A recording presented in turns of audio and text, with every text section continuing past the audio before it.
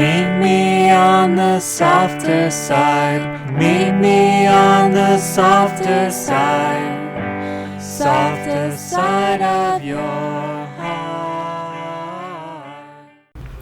Hi there, and welcome to the Skylight Books Author Reading Series. You can find out about this and all of our other author events at www.skylightbooks.com, where you can also browse our inventory as well as order books online. You can also follow us on Twitter or even be our friend at facebook.com. If you'd like to talk to a real person, we can be reached at 323-660-1175. And don't forget, Skylight Books depends on listeners like you to help support us. So whether you're in our neighborhood or browsing online, buy a book or two to help ensure that we'll be around for a long, long time. Thanks and enjoy. Anyways, tonight we have the pleasure of being joined by Jill Soloway, author of Tiny Ladies in Shiny Pants. She is also a director and community organizer. Jill co-founded Eastside Jews, a network of Jewish artists, writers, and thinkers living on the east side of LA, aiming to reinvent Jewish culture, community, and ritual. Tonight, she joins us to present a discussion with Eileen Levinson and Carleen Libresco on the new American Haggadah, a new translation by Nathan Englander of the story of Exodus, with additional essays and commentaries by Jonathan Safron Foer. To introduce our panel, I hand it over to Jill. Thanks. Thank you. Thank you. Thank you guys for coming. Anybody who's sitting in the back, if you guys want to come a little closer so that we can make this a real discussion, because I think as soon as we get started here, it would be really great to really talk about what everybody's done or doing at their seders. And anyway, it never really works when people ask people to come to the front, but thought I'd try. Yeah. Reserved bikes. So I just want to talk a little bit about these awesome women who are here. Carolyn Libresco is a friend of mine, and I guess you got your degree in history or something, or religion and history. I had no idea. I know her as the face of Sundance, but I also know her as a person who is really personally committed and passionate towards the idea of making amazing seders happen. And she's making one this year that I get to go to. So Carolyn's going to talk more about that. And Eileen Levinson, my other guest on Jews Tonight in Silver Lake, is she created something called Haggadot.com, where it's all about making your own Haggadah. And she creates art and all kinds of cool stuff about reinventing ritual. And just so you guys know what Eastside Jews is, it's a group of people sort of making up events one at a time, you know, twice a month, once a month, whenever. Sometimes it's ritual, sometimes it's something like this, sometimes it's a singles party. We're working on that too. It could be anything. Just go to the website and throw your name on the mailing list. And if you have any ideas for events, let us know. So I just quickly want to talk about the book that we're supposedly here to talk about, the new American Haggadah, which I don't think we're going to spend a ton of time on because we really want to celebrate it. A few of us come from an organization called Reboot that is one of the engines behind this kind of rethinking and reinventing of Jewish holidays. And a lot of people involved with Reboot were involved with the new American Haggadah. I have a little bit of information from talking to Jonathan Safron Foer about this particular book, why it happened, and I just wanted to share that before we move on to what these guys are doing. His first intention, he said, was to actually gather up a bunch of people and do an anthology. He was going to get a different cool author to do each chapter and make it into this kind of, cool collection of cool people rewriting the Haggadah. And as he set to doing that, he found that the Haggadah itself, the story that it was, really wanted to be told as it was. That it didn't need any reinventing, that he just very simply wanted it to be translated into the most sort of concrete, original version of itself. And so he went to Nathan Englander and had him do the translation. Come up here, guys. Come on in. Ladies and gentlemen, Julie Harmelin and Joshua Wolfshank. I know, every time. Julie comes in late and I always announce her name. And the more he set about trying to reinvent it, the more he found that he wanted to just really allow it to be what it was. And we'll talk about that because, a lot of people's sort of first questions are, why do I have to say all this language about fathers and sons and things that don't resonate? Jonathan Safron Foer felt that discussion was something for the Seder table, but not for the Haggadah. He felt that the Haggadah should be translated as literally as possible, as beautifully as possible, as gracefully as possible, but that nothing should be changed. That's one of the things that he came across as he was trying to update it. A few of the things that he mentioned is that to him, a successful Seder is one that pushes your heart open and that opens your perspective.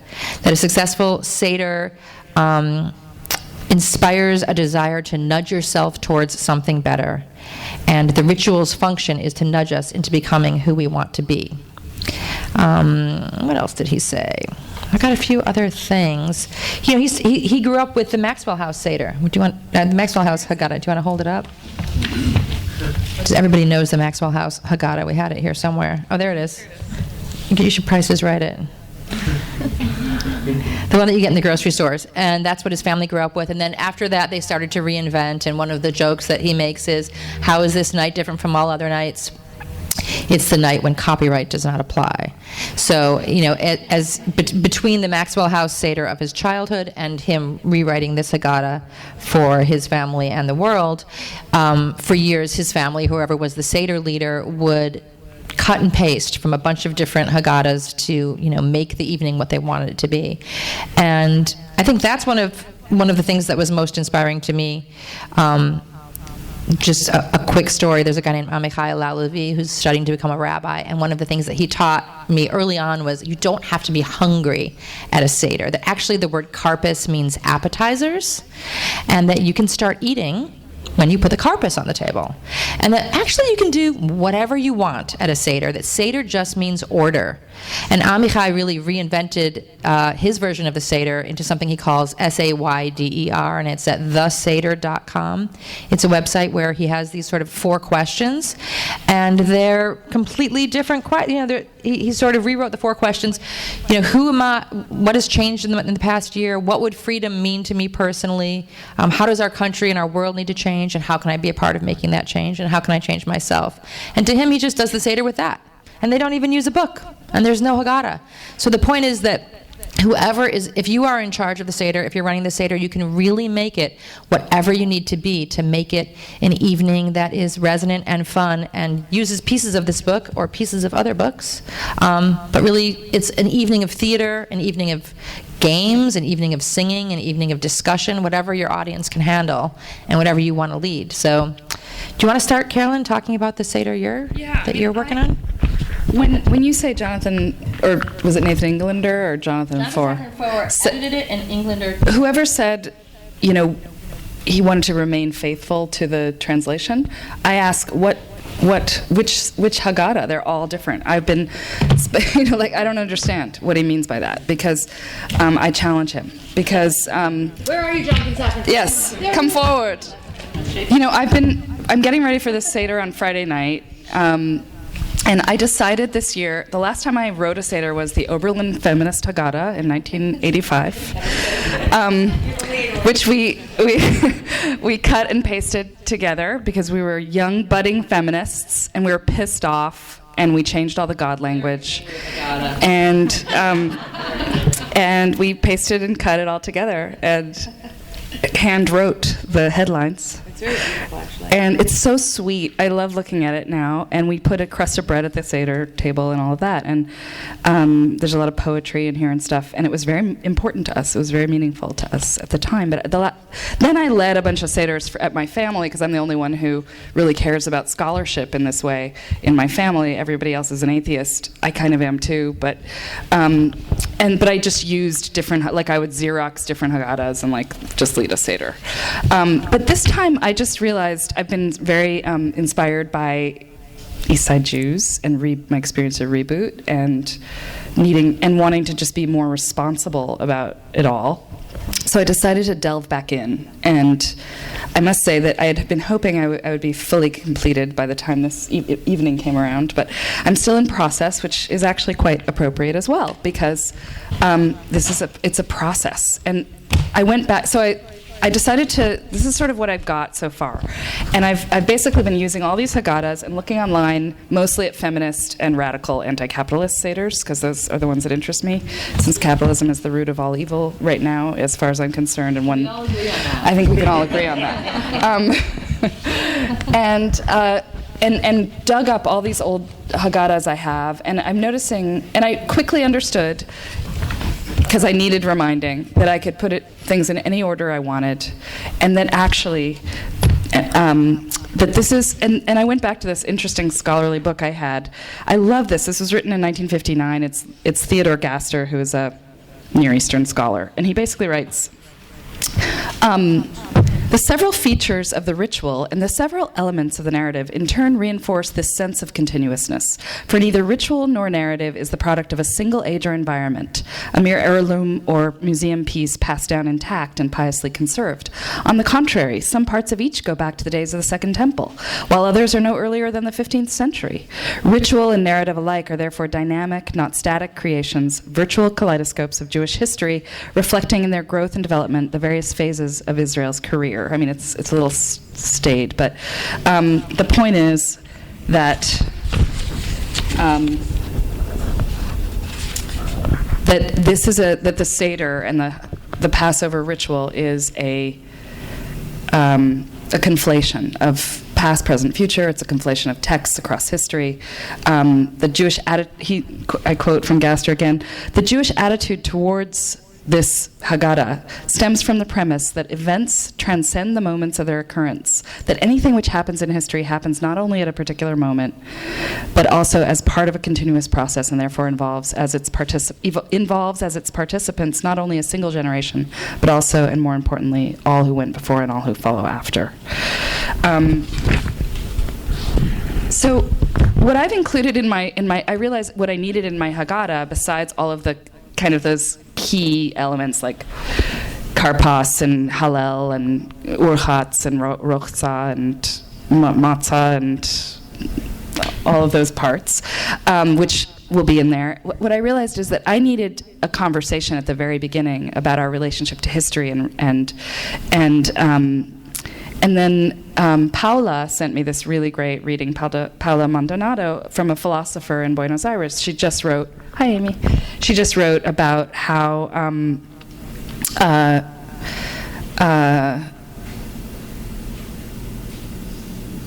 just about the intimate connection that we have between time, memory, and justice, and that history, so I wrote this little thing. It just says, on Passover, we're commanded to tell the story of Exodus as if we were actually there. Through the ritual structure, we enter into sacred time where ancient history miraculously erupts into our own present tense. Likewise, the food and drink we ingest become symbols, carriers of meaning, visceral catalysts of resonance. The idea is for every Jew to feel as if she or he had been freed from Egypt ourselves. So we're not just spectators of the past, but we're protagonists of history, which we write together on Passover and every day. So Passover shows us how redemption and liberation are ongoing projects. Injustice and oppression continue to hurt so many people, but in Judaism, the past summons us, and our history and our storytelling provide us with tools in the struggle against injustice. And that's the connection to each generation is responsible for liberating the oppressed from the past. So for me, there's a lot of really interesting historiographic theorizing and philosophizing we can do around Passover, and gives us, I think for me, like a blueprint of being Jewish, which is a relationship, a very interesting and kind of challenging relationship with history and with an ongoing liberation. So I think that's, I just think it's at the root of our Jewish practice in a way. And then I'll stop talking. I'll say one more thing, which is that then I realized that as I was reading through and studying about Elijah, and I was like, why is Elijah at the end? I don't understand. And then I was thinking about redemption through this philosopher that I was reading from Buenos Aires. Her name, by the way, is Diana Sperling. Doesn't sound like a very Argentine name, but apparently she lives in Buenos Aires. And that Elijah, she points out that Elijah is the harbinger of redemption. So this whole idea of historiography and theorizing around history and liberation and the past erupting into the present is what Elijah really is. Elijah is the past erupting into the present, right? I mean, so opening the door for this ancient figure who's going to come again when redemption happens, belongs right after a conversation, right at the beginning of the Passover. It belongs right after my conversation about the past erupting into the present, the idea of sacred time. So I put Elijah as like the third thing that happens at our Seder. I also really like the idea of opening the door at the beginning and keeping it open for the whole Seder. I don't understand why they open it at the end and then close it immediately. It makes absolutely no sense to me, which is basically my invitation to all of you to do whatever the hell you want. I just want to quickly add, by the way, that thing you wrote was beautiful. I want to add that, yes, do whatever you want. And really, the Haggadah is sort of the starting place, and the work of Passover really can begin now, as you begin to think about what would I like to talk about with a table full of people on Friday night. And maybe I haven't planned a Seder yet, or maybe I know who's coming, but I don't know what we're going to do. And now is the time that you can begin to think about thematically what's actually interesting to you. Another thing that Amichai talks about is that he's not as interested in the story of the Jewish people and about being Jews, but more interested in human responsibility. And particularly, he translates the narrow place, the idea of Mitzrayim, as our own narrow places that we're all trying to, become free. Places that we're trying to break the shackles of slavery, whether it's slavery to your iPhone, slavery to the idea of work, slavery to a shitty relationship, or to a past or an idea. Depending on who's at your Seder table, you can very easily make the Haggadah a starting place for that. And the work that you do over the days to get ready for it is as much as a part of Passover as the Seder itself. And then, I'm going to Carolyn's Seder, and I'm going to be helping write a play for the children, and getting together with Carolyn the day before or tomorrow, as we start to talk about the play, that's part of it as well. So instead of thinking about it as, oh God, how am I going to do this? I don't have time. I don't want to do this. Think of it as this sort of challenge to look at this material, whether it's the new American Haggadah or any other thing, or Haggadot.com, which Eileen's going to talk about. See what you find interesting, completely turn the evening into a night of theater that you would want to attend, and assign people who are coming parts of the evening, steps that you want to do. And they don't have to be all the steps. And Eileen's going to talk about her website and more. Thank you. That's a lot to follow. That was really beautiful, everything that you said. So I'm Eileen. I'm an artist. I'm a graphic designer. And I came up with a site called Haggadot.com. And it basically allows anybody to upload original writings or artwork for the Passover Haggadah, which many people have been doing for years on their own, literally cutting and pasting, photocopying, as Caroline showed us, but now being able to put it online and in a public way so that anybody else can read their work, mix and match content, and print out their new Haggadah. And there was a lot of motivation for me making this. When I grew up in a Reform home, and our Passover Seder used something very similar to these Haggadot, a really kind of dry book. I think it was from like the 50s, these kind of quirky illustrations of these medieval men in like red hats. And that might be this one. Is it that one? It might be. The inside looks similar. I think there was a different cover, but that's very similar. So we'll this hold is it. just from like 1957. It's just so great. It's like got these great woodcuts in red and bright blue. Yeah, that one's actually more interesting than mine, but that's similar. So I had this experience that I think a lot of us had growing up, where I would be so bored with Passover, like I totally couldn't connect. I didn't know why it was all these dudes in there, and I was like this young sort of budding feminist, even at like 8 years old, the youngest in my family, always having to ask the 4 questions. And yet on the other side of it, I always knew that I really appreciated the ritual of it. It was like my family decided to have a play all of a sudden that we were doing at dinner, and I had my part. My father played the wise, older, knowledgeable man with Jewish history. So I really appreciated that. And then I also had no idea of all the different ways that people were doing Passover, and then going to college and being invited to friends' seders and just seeing this totally new world open up. it was really liberating too. And for all the reasons that I couldn't connect growing up, and I felt like it just, in general, the Passover Seder maybe didn't have meaning to me, the many ways that I was experiencing it did have meaning. And so I just became really fascinated. And so when I was in grad school, I went to grad school for design, and we had the prompt to imagine the future of publication. And when I thought about a publication that would be collaborative, I immediately went to the Haggadah. What if we could actually, around the world, instead of cutting and pasting in our own families or with our college groups, as Caroline did, to actually be able to share all of our content online, and what kind of connections happen when somebody in, say, Morocco or France or Nigeria is able to collaborate with someone from America on a Haggadah, or somebody who maybe isn't able to connect like me is able to come onto the site and find all the different perspectives. So right now the site has about 190 different contributors. There's different writers, some rabbis, some just creative writers, Jewish thinkers, journalists. There are artists. There's even now musicians that are posting music videos, animation, rap. So it's really across the board. And as I've created this, it's now we did sort of smaller versions of the site the past couple of years, and then we were able to receive a large grant this past year to redo the site.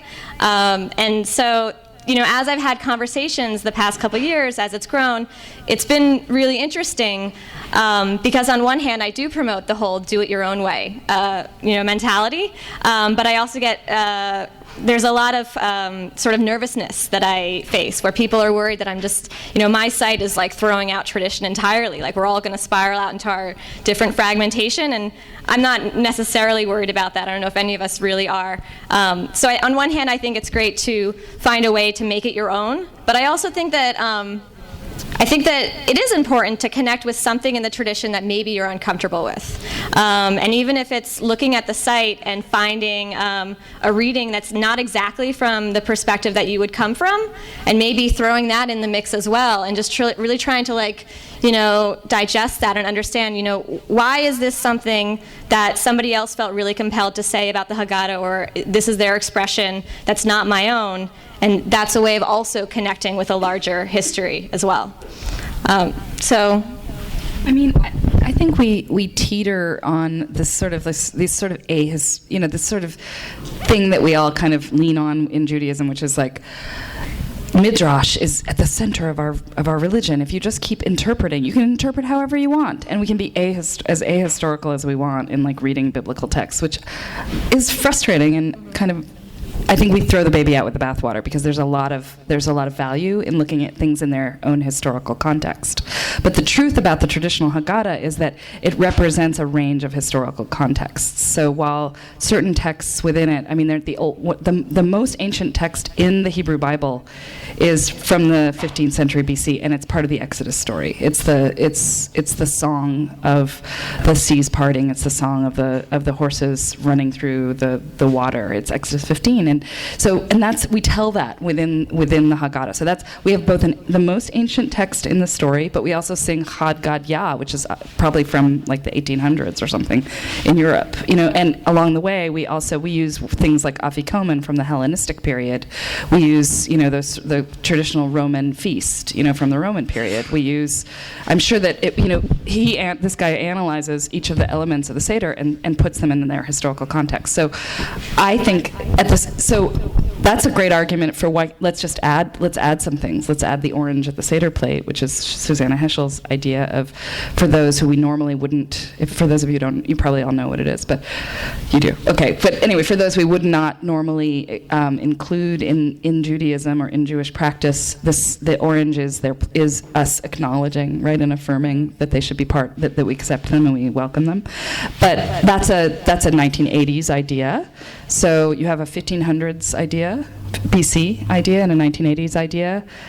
That does seem like fair practice. At the same time, I think it's really one of the things that's missing for me in so many Haggadot, which I really want to insert, is a kind of, and I really appreciate about this new American Haggadah, which is that there's a historical timeline that but it doesn't do it exactly the way I want it done, which is that I want the elements of the Seder to be dated and historicized. Because I think we need that kind of consciousness. That's what we're all talking about here. What does it mean to interpret your tradition? At the same time, what does it mean to respect the historicity of that tradition? We're a historical people. I think that's our central conversation, and the Haggadah raises it. I just want to add one more thing, and then I want to open it up to questions and have you guys, if you have questions or if anybody wants to tell any stories of what you guys do at Passover, because I want to sort of add that I've been working on reinventing Seders in my own home for many years now, and I definitely still have not gotten it right. Like, it goes wrong every time. Like, I have not figured out how to make kids happy and adults happy at the same time. If you want to make it interesting to adults, then they're going to talk about things that you really wouldn't want to talk about in front of kids. And if you want to make it compelling for the children, the adults are going to be bored. And the thing I would urge everybody to do is to try it on multiple nights. You know, I go to my mother-in-law's, I'm going to my mother-in-law's Seder on Saturday night, and hopefully nobody will tweet this or Facebook it, but she leads the most boring, clean Seder. She like laminates these books. She wrote her own poems, and they're like cribbed from Susan Polis Schwartz cards, and it's the most horrendous thing. And there's no dipping, there's no arguing, there's no matzah. We just have to go around and read it. And then we eat dinner. And when I first went to that with my husband, Bruce, I was like, we got to fix this shit. And me and my sister-in-law, we wrote a play. We brought in new Haggadahs. We wrote shit in the Haggadahs. She was mortified. She was very polite, but she didn't want anyone messing with her Seder. And so we just let her do her Seder. I'm going to go to Carolyn's on Friday night where I'm going to do my play. And I know people like Harris told me that they're going to do a friend's Seder when they get back. If you have to do multiple Seders because what you want to do to make it work for you isn't going to work with your family, do another one the next night with a few friends and have fun trying to make it resonant. And each year you may get closer to making it something that feels right. But the cool thing will be that you do it every year. The cool thing will be that what you just said, which is, wow, we're doing a play in our house. This is strange, but cool, and we do it every year. That's almost all you need. I have an important question to ask anybody here who's an expert. I want to put dancing at the end of my Seder. Is that okay? I would say yes. Okay. Great, because I want dancing, a lot of it, and yeah. Well, so we have another microphone up here. I was going to pass this around. Sorry. Anybody want to share your own fun? Stand up and share like what happens at your Seder. This is your sister's thing. That's It's your sister's thing. I'm chilling. Talk I'm about this. chilling. My sister, for a number of years, has been working on a Haggadah for kids, and it really is fantastic. Aside from the fact that she's my sister, it's fantastic. And this year, for the first time, it's available on Amazon. But this stemmed from her desire to figure out a way to really engage her kids in an open-ended conversation about what is the meaning of the Seder in so many different, in all of its variety of contexts. And so she made this book, which really allows kids to, draw their cup of wine, and it's incredibly interactive, or find something to light up a dark sky. And I mean, in general, this is, she and I have both been on a journey, as most parents are when they have children, of how are you not just telling the kids, this is what you need to know about Passover? How can you engage them in the same journey that we're all going on as we discover our own Seders in a way that makes sense to them? And so this is what she ended up doing, and I'm very proud of her, and you guys should check it out. Anybody else have any things that happen in families that they do, or questions? Hey, I led my first... Start by saying I'm David and I'm Jewish. Hi, I'm David and I'm Jewish. I led my first Seder a few years ago, and I also cobbled together my own Haggadah. And when I was doing that, one thing I realized was it got really, really long, and I didn't want to make copies for everyone. And then I actually started thinking about the sort of performative nature of Seders. And I used to lead a lot of workshops where there are dozens of people in a room, and I had to give them tons of information and schedules and everything. And I learned very early on doing that work that as soon as I handed out paper, people were reading instead of paying attention to what was going on. And I finally decided when I led my own Seder that I would just have 2 copies of the Haggadah, one that I was holding and one that would get passed around to whoever was doing the reading. And I think and I hope that actually changed the experience for people, so that instead of like reading all the time, which like uses a completely different part of the brain, and I know when I have a Haggadah, I'm always like, I'm stuck on something that is 2 pages ago, or I'm reading ahead. So we're literally not on the same page most of the time, that when you take away the reading material from people, they actually have to listen. And I found there was a very different kind of engagement. And I was just thinking, like, before Maxwell House, when people, maybe only had 1 or 2 Haggadahs, they might have probably done that before as well. And since Haggadahs have become so, common and easy and free with the Maxwell House, suddenly it changed I think that it probably changed how we interact at the table. So I don't know. It was an interesting experiment that I'm hoping to do again. Can we pass this back? Which is, when I was a kid, my father would stand up with the one Haggadah and read the entire thing in Hebrew. And we were just captive of that. But my best Seder was 4 women friends who lay down on the floor and asked their deep questions. And that was the absolute best Seder. And my challenge always is dealing with disparate crowds. Like, how do I deal with the fact that at my Seder it's going to be more than half not Jewish, who are there because of their, relations, and are there happily, but have a whole different investment in history with it. And me, who has my father, in my mind, and the 4 women on the floor in my mind. And it's a hard one, and every year it's a struggle. Yeah, I have a similar thing. I led a Seder a few years ago and tried to do a lot of new stuff, and also a lot of the traditional things with traditional foods, and it felt like the traditional stuff just immediately threw everyone into the frame of doing it the way it's been done every year. And I almost think that you would need to go totally radical in order to create something fresh, that you have to go to one of the 2 extremes. I'm hesitant to be totally radical because there's something beautiful in a lot of these traditions. A lot of what a ritual is reminding you, I did this when I was 8 years old, and there was my grandpa, and he went up and he washed his hands and said, I'm going to wash my hands. No one touched the afikomen, and that's a big part of, that's very meaningful to me. But I feel like it's like a magnetic field. If you inch towards that, it'll suck you into something that is really doesn't have much spiritual content. It's just like, yeah.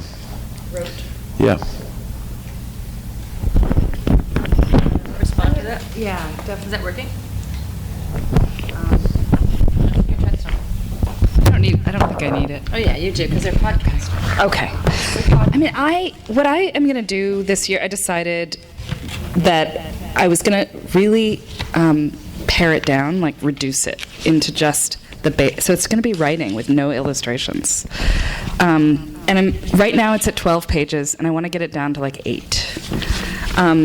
So that we can, and a big part of it, the whole Magid, is going to be the kids performing, hopefully whipping each other with palm fronds or eucalyptus leaves. That was one idea I had. We could add to that. Slaves, scallions. But I think, I'm hoping that this will accomplish both of what you both are bringing up, which is to sort of, this is not going to be an interesting document to look at, hopefully. It's rather something that is perfunctory, that is perfunctory, in just serving a purpose and not much more. That it's not an object unto itself. It's just a pathway. So that's one idea. Not very helpful. I want to hear, does anybody else have stories of trying to reinvent their family's Seders and just ruining things? We're not ruining. I'm Howard, and I'm also Jewish. Hi, Howard. Last year, I invited 11 non-Jewish friends over to my house, and I actually also put them in charge of helping cook a lot of the traditional dishes. And since I was the only one that really knew what was going on at the Seder, I got to choose all of my favorite pieces from. I also took a couple of Haggadahs that I had from growing up, and I took my favorite parts of the Seder that were most meaningful to me, and I did really try to make it a traditional. I went through all of the Passover, the symbols, the meaning of the various pieces of the Haggadah, but it was fun. And everyone had a great time, and I hope learned a lot. And I thought it came off really well. Not doing it again this year. I'm going to someone else's house, but I may do it again in the future, and it was a lot of fun. Cool. So you don't need Jews to have a Seder. Anybody else have any comments or thoughts back there? Hi, I'm David, and I'm Jewish too. Hi, David. Hi, Julie. I went to Reboot a few years ago, but I don't think that we met. Anyway, I grew up in Austin, Texas, and my dad was a rabbi, and he's not alive anymore, but I've been leading a number of Seders at my family's house in Austin, and one year, maybe 4 or 5 years ago, I went to a first Seder here in LA at a friend's house, and my friend Andrea had a rabbi, I can't remember her name now, it's not Sharon, but it's somebody else who teaches at one of the conservative synagogues here, and she had taught us how to make an interactive Seder, and it was things like, what does this night mean to me in terms of freedom, or what does this night mean to me in terms of oppression? And it was this fantastic West LA kind of night with everybody participating and being super interactive, and it was cool. I'd never seen anything like it. The next night, I flew to Austin to my mom's Seder, and it was in Austin, Texas again, so context is important. And I gave out these little pieces of paper that said, this is what you had to say, like this is what it means to me for oppression or for freedom or salvation, and it wasn't really working, right? Somebody said something about California. It wasn't really working even in Austin, Texas, the height of coolness. And at one point, one of my mom's friends looked up and said, "We just don't do things like that here." And we literally picked up the Maxwell House Seder, and we went back to it, and everybody was so much more comfortable and read, and it went off without a hitch. But it was a really funny moment. So it's all about context and all that stuff. Anyway, it was Cool. I'll pass it back that way. See if anybody's got any. Tell us your childhood Seder stories, or what you're trying to miss later. Hello, my name's Renee. I am Jewish too, like everyone else. I grew up and I just always have not liked Passover. It's like my least favorite Jewish holiday, no offense. And it's kind of like the story you have, like my mom does a book and then she sticks exactly to it, and she doesn't let anyone eat food, and if you reach for it, she knocks your hand away and says no. And then even when you do finally get to eat the charoset and stuff, it's like a tiny, tiny little sliver, and she's, they're all waiting till the brisket, which I don't even like that much, and I'm just like, okay, whatever. So I just never liked Passover, and then one year it just got even, my grandfather passed away on the night of the Seder, and my grandma was trying to keep it a secret from everyone, because it's it's like my mom hosts a Seder every year. She's I like to describe her as someone with the religious fervor of an evangelical Christian, but she's Jewish and not and Reformed, but she's really, really Jewish at the same time. So it's her favorite holiday ever, and she always does Seder, and my grandma's trying to keep this a secret, oh yeah, Grandpa's still in the hospital, but not telling us anything. And then finally, but my grandma, obviously, because she's upset, she's acting really weird, and then right before dinner, my mom snaps, and because she yells a lot anyways, but she really yells, and then my grandma's yelling, and then she's crying, and literally right before we sit down, we find out that my grandfather's just passed away. And now, and it made Passover even worse, because now every year it's like this real dark, heavy cloud. She's like, remember that on this day, so many years ago, like this was the day your grandfather died. And luckily I left for college and didn't have to do a lot of family seders since then. But yeah, it's just, I don't know. I think Passover always gonna have this like dark mark on me for now, and I had a few seders in college and tried to make them more fun, but then my mom would just still call me and remind me of all the horrible things. So I came here tonight to see why people love Passover so much. You know I guess I recommend for you is the claymation Haggadah. Oh yeah, that it's would be really great. really short, and it has only claymation pictures of weird Jews We used in to have ancient that times. movie that was like claymation Passover movie, I think. If So anyone I saw really that. recommend this for you. Okay, so that's my Passover story. Want to pass the mic back that way and see if get some good. Can anybody top that? I don't know how far this is. Back there. See if it will inspire any. You can like pass this on. You don't have to speak. Like I just want to give it to someone. Oh, thanks. Okay, my name is Lori and I'm Jewish. Hi, Lori. I have an adult child, an adult daughter, and when she was a teenager, we decided to do an adult Seder. And half the people there were Jewish, half were not, and her boyfriend was there. And I found this really awesome Haggadah online called Inna Gada Haggadah. And it was a play on In Gada Davida.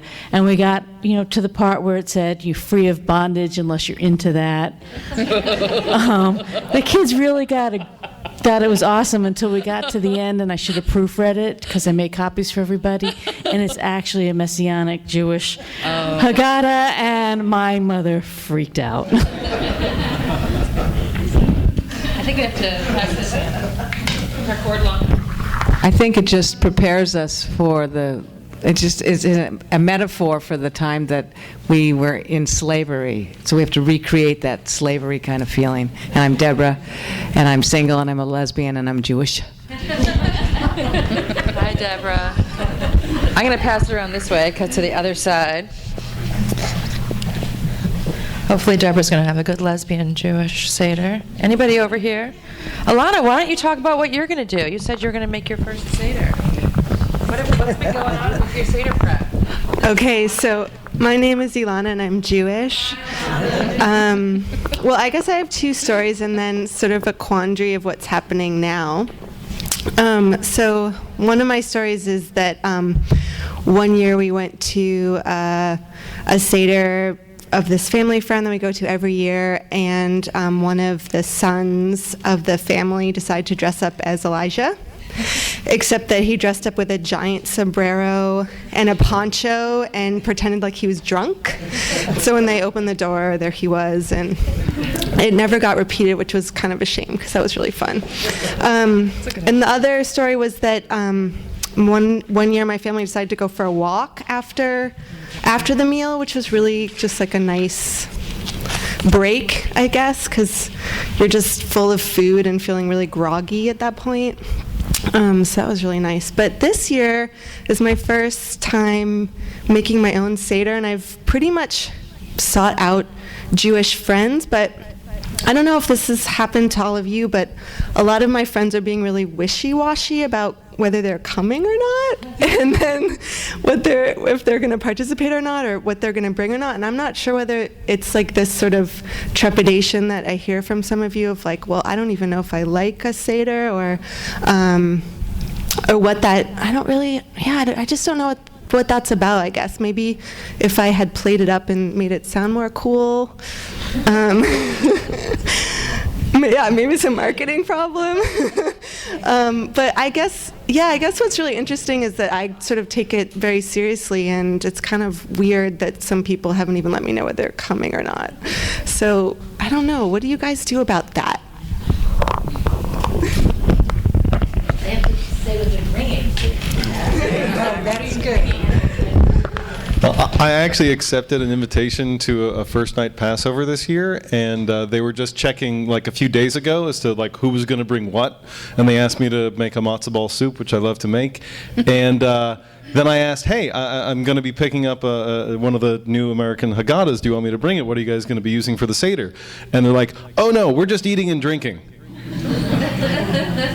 And I was like, no, but like I actually the Passover is my favorite holiday. I'm like I want to do something, and then I went to temple last weekend, and they went through the list of the things that you must do in order to say that you have celebrated Passover. And I'm like, well, if I just go and eat and drink, that doesn't. And I've actually, I'm now looking for a new Seder for the first night. And I had to tell her, I'm really sorry. I so want to come and eat and drink with you, but I need to have some kind of ceremony, some kind of Seder. So now they're getting someone else to make their matzo ball soup. And if anyone has a Seder, I'm looking. That's, by the way, before I'm going to pass the microphone over to Gina, but just a quick reminder that after we're done here, you can purchase New American Haggadahs, also Tiny Ladies in Shiny Pants, my memoir, which happens to be on sale. I'm very happy about that. I didn't realize that they were going to be on sale together as twin documents, but and then there's a little bar next to Bar Covell called the Sidebar, and they are expecting all of us and drinks and food over there for socializing. And I think Seder trolling. I think a lot of Seder trolling is going to go on. You can go up to people and ask them if you can go to theirs. You can invite people. Hi, Jill. So I didn't realize it was Passover this week till yesterday. And I'm like, oh my God, it's Passover. And I have a lot of family here, and then it turns out that all the family are going away and that there is no Seder. So I'm like, oh, there's no Seder. I just basically found out today that there was no Seder. So I was like, okay, I'll have a Seder. So I have a Seder, but nobody, so David.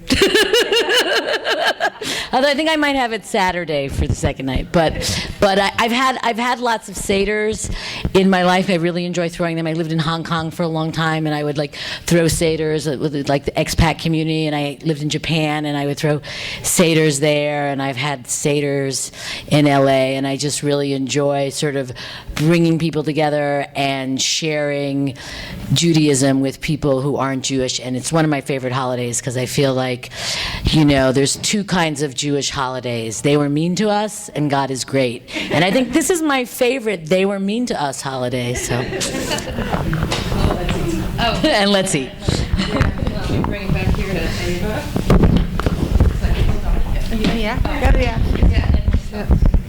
Are you going to talk? Yeah, I was going to talk. When you're done, we'll give it to you. Okay, so I'm Kathy, and I'm Jewish too, and recovering conservative. But I gotta say that for most of my life, I had horrific Seders. I remember being trapped and wanting to get out more than anything else, and compulsively, going for the matzah. Sometimes under the table, I would hide the matzah, and I'd be putting my finger in the horseradish, and it was always a nightmare. And when I came to LA, my first, maybe about 20 years ago, I went to a Seder where Denise Egger was running the Seder, and I felt like I was delivered to the promised land. I had no idea that Judaism could be like that, and that's how I got involved in a synagogue and sort of became really Jewish. But since I've been married and I have kids, I've been going to this horrific Seder where people are very, very ill. There's a lot of very, very old people. It doesn't smell good. You get the whole drift. Maxwell House, or Ralph's. That's what they are, Ralph's. They're Ralph's Haggadahs.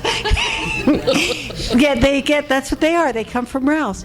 And and finally, I have two children, one that's 13 and one that's 16, and they're both autistic. And And I'm just determined this year that it's not going to be like that. So I put my foot down. I said, we're not going. And we're going to a girlfriend's home, and it's just my family and this girlfriend. And we have nothing planned. I work at Hebrew Union College now. And so I was scouring all the papers there, and there's a printout from Slate about, we were enslaved, now we're free, let's eat, that kind of thing. And it's a little bit bigger than that. And I bought the book a couple of weeks ago, and I'm just sort of open to whatever happens, but I'm ready to start anew. But you have that template is really Template? Talk about your template for a second, because she didn't talk about the template. Go ahead, that microphone works. Oh, it does. Ava. Hello. Okay, so on the website there's actually a template because even though there's so many different options, I think that what I'm still hearing is that there's a lot of unfamiliarity with the actual Haggadah itself. And so on our website, when you start a Haggadah, you can actually choose a liberal or a traditional template. I'm assuming most people here will want the liberal template. It's a very short, easy to follow Seder. It was made by Jewish Boston. And that is a place where you can start to add your own content to it, or, cut out content that you don't want. And I think that's also a place where you can really pass it around to everybody at your table to, maybe they could each have their own version of it. Also circling back to something that the site is called Haggadah.com. I think circling back to something I was hearing before, about how once we get back into tradition, people's eyes kind of glaze over. And for me, one of the things that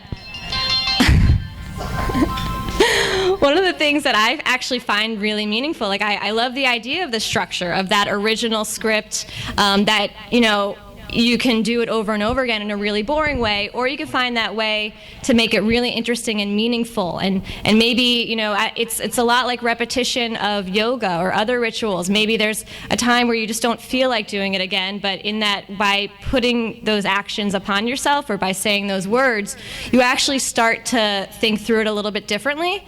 So I really do encourage you to throw something in there that just seems like, okay, this is going to be the boring part of the evening, but how do we really digest it? How do we find something new in this thing that feels so old?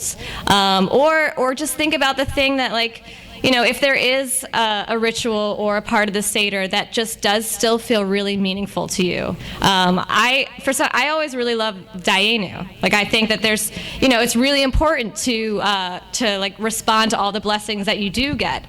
We talk of, the whole Seder is spent talking about, our history of oppression as Jews, and then all the oppression that's happening in the world right now, and all the things that you could say that are wrong with the world, but still there is a sense of blessing and renewal, and when you can think about your blessings, and the song Dayenu is really about building upon your blessings. Had we just received this, that would have been enough, but we got this as well, and then we got this too. So I think there's a way with everything that is in the tradition to really think about how do I take the ancient story and really make it meaningful in a contemporary way. You brought something up that was one of the favorite parts of my service last year. Is I got everybody singing the chorus of Dayenu, read through Dayenu, and everybody got into it. It was a lot of fun. All right, Ava's going to say something. I just had a question for everybody. My name is Ava. I am also Jewish. Though I was reminiscing about my grandfather when he leads the Seder. I don't know what point I realized he's getting the same speech every year. During this, we have a speech portion in our Seder where my grandfather can make a speech. This has been the same speech for a long time. But my question is, how many if somebody invites you to a Seder, how many people are you allowed to bring with you? None? 1? 3? As many as you want? So you just ask the host. A very quick will now return to normal. Okay. You're supposed to open the door and find out who's hungry. So I think that's it. Any last remarks from you guys? Anything else you want to add? Thank you guys so much for your ideas and your brilliance. And thank you. Skylight, you want to say anything else? No, just thank you, and thank you everybody for coming and joining us tonight, and thank you to Jill and to our panel for being here. Thank you for giving us a place for our 12-step Jewish meeting.